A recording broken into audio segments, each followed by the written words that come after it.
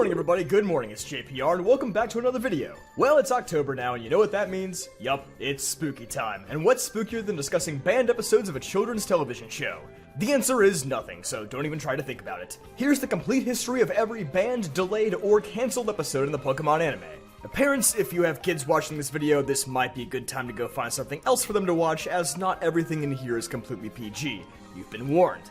Season 1 of Pokemon was a wild time, and with context, it's easy to understand why. Pokemon wasn't an international brand at the time, so episodes were made strictly for a Japanese audience, with more mature themes and jokes than you'd expect from your average cartoon. And I don't think any episode embodies this point more than episode 18, Beauty and the Beach. Yep, it did not take long for Pokemon to start stacking up controversial episodes. This episode involves a myriad of questionable activities, including Ash stealing and crashing a boat, Misty encountering a very creepy old man, a swimsuit pageant also involving Misty, who is, 10 years old. Yeah, we're just gonna look past that. And the cherry on top, of course, being James entering the same competition wearing an inflatable bodysuit and, doing this. In 2000, 3 years after the original episode aired in Japan, it was finally dubbed into English and aired as a non-canon special episode only a handful of times. Although with very revised scripts and with the entire scene of James in the beauty pageant being removed. While this episode is technically filler as no major events occur, such as new Pokemon being caught or evolving, it is notably part of the Pokemon anime's first major arc that spans the St. Anne sinking, Island of the Giant Pokemon, and Tentacruel attacking Porta Vista. Brutella also debuts in this episode, and she appears again briefly in the following episode when her twin sister Nastina crashes into a restaurant, so that minor detail of there being two nearly identical characters is never explained in English. But that aside, Beauty and the Beach's removal from the English episode lineup is almost unnoticeable. However, the beach arc drama doesn't end there, as the aforementioned episode Tentacool and Tentacruel was also temporarily banned following the events of 9/11. As the episode depicts the destruction of a city, which may be traumatic for many people to relive. Kids WB would never air the episode again following the attacks, and only after Cartoon Network and Boomerang took over was this episode finally put back into rotation. Although this episode does notably feature a machine gun, making it one of the extremely rare instances where a firearm has made its way into an English episode of Pokemon. The same temporary ban also applied to episode 23, the Tower of Terror, where Ash and friends make their way to Lavender Town to catch a ghost Pokemon. The only reason this episode was banned was presumably due to the title and nothing else, although Ash does briefly die in this episode, so that's hype. So if you're keeping score at home, that means that from 2001 to 2005, 3 of the first 23 episodes of Pokemon were banned, which is kinda nuts to think about. Pokemon would remain relatively clean for a little while until the writers decided to go on another crazy streak a few months later. Episode 35, The Legend of Dratini, is the first truly banned episode in the United States. This is because the episode prominently features firearms, and I don't mean once or twice, I mean like the whole episode. Enough to where just simply painting over them like 4 kids do with the rice balls in later seasons, god that was stupid, wasn't really an option. Unfortunately, this is one of the few important episodes to be banned, as this is the episode where Ash caught his 30 Tauros in the Safari Zone, creating a pretty large continuity error in the English dub. So don't worry, you didn't have dementia as a kid, Ash actually did catch those Tauros.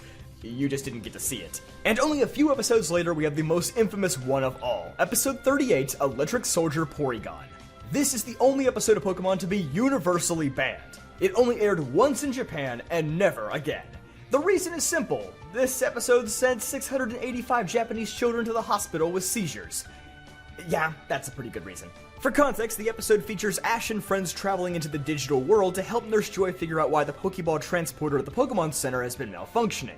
During their stay, Team Rocket shows up, Porygon gets stolen, and an antivirus program gets installed that shoots missiles at Ash and friends, thinking they're the cause of the problems. Pikachu destroys the missiles with Thunderbolt, which leads to this intensely flashing sequence which we're going to slow down for the safety of everybody watching at home.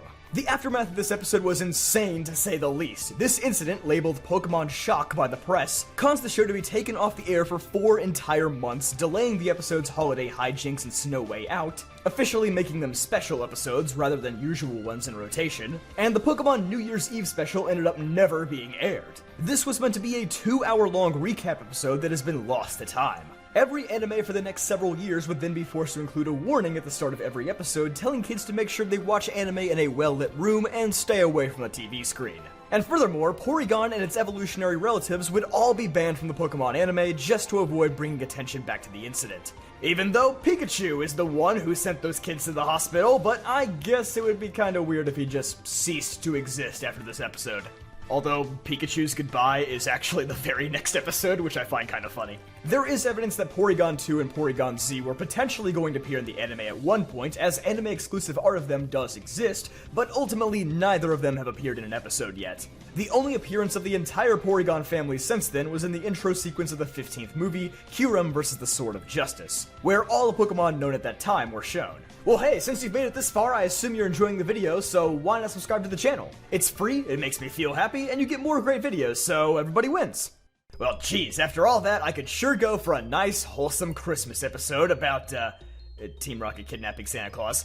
And, yeah, this episode would also get banned, as you can probably expect.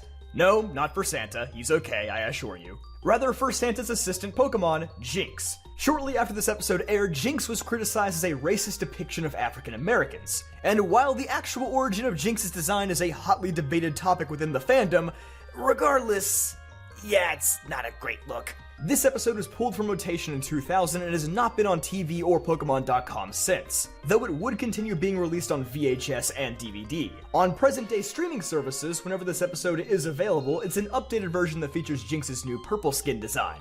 This would also impact the next 3 banned episodes: Stage Fight, the Mandarin Island Mismatch, and the Ice Cave, as all 3 of these episodes feature Jynx. All mention of these episodes existing has been scrubbed from Pokemon.com, and even in the Orange Islands DVD re-releases, these episodes are no longer present. For reference, this ban happened in 2013, so those Orange Islands episodes did get dubbed, they're just no longer available to watch anywhere today.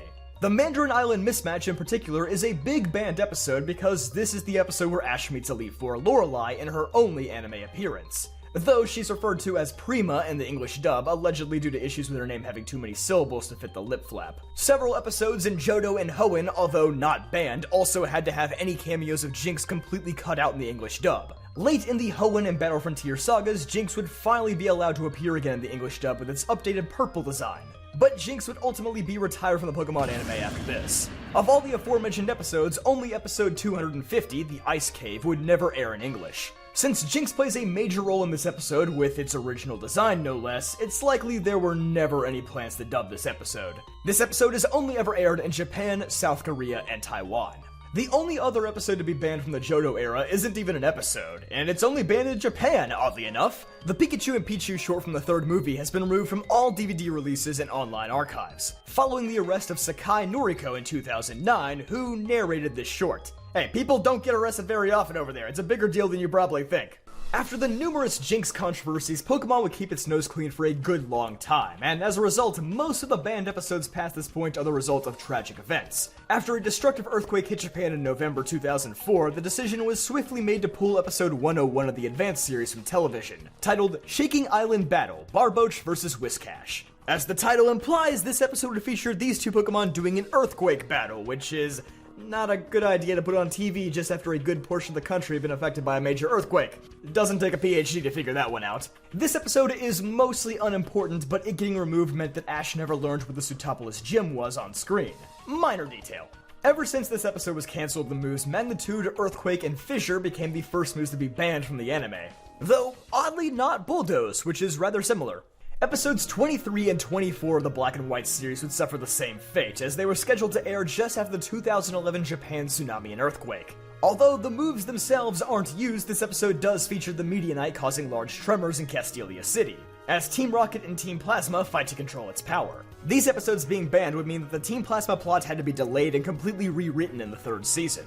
The end of the previous episode, a Venipede Stampede, also had to be altered in the English dub to make it seem like Ash and friends were no longer heading to the desert resort, where these episodes were supposed to take place. Another episode that was meant to take place in Castelia City, a fishing connoisseur and a fishy competition, was also delayed 12 weeks. In the English dub, all references to Castelia City are removed, and the ending is changed to show Bianca leaving the group, as this was originally going to be part of the arc where she traveled with the main group.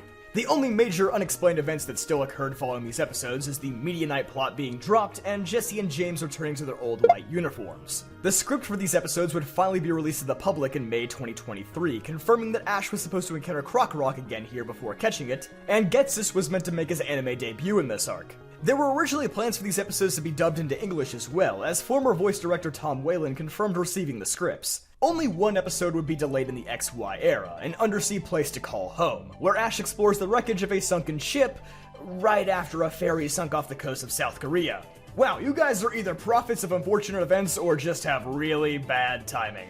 This episode would eventually air during Season 2 of XY, but is presented as a flashback, as Ash's Fletchinder and Frogadier revert to their previous stages. This episode also explains how Ash came up with his Rock Tomb climb strategy to defeat Grant, so there is a slight continuity issue with this episode initially being skipped. And finally, episode 64 of Sun and Moon will be banned outside Japan due to Ash wearing dark face paint in order to play football with a pack of wild Passimians.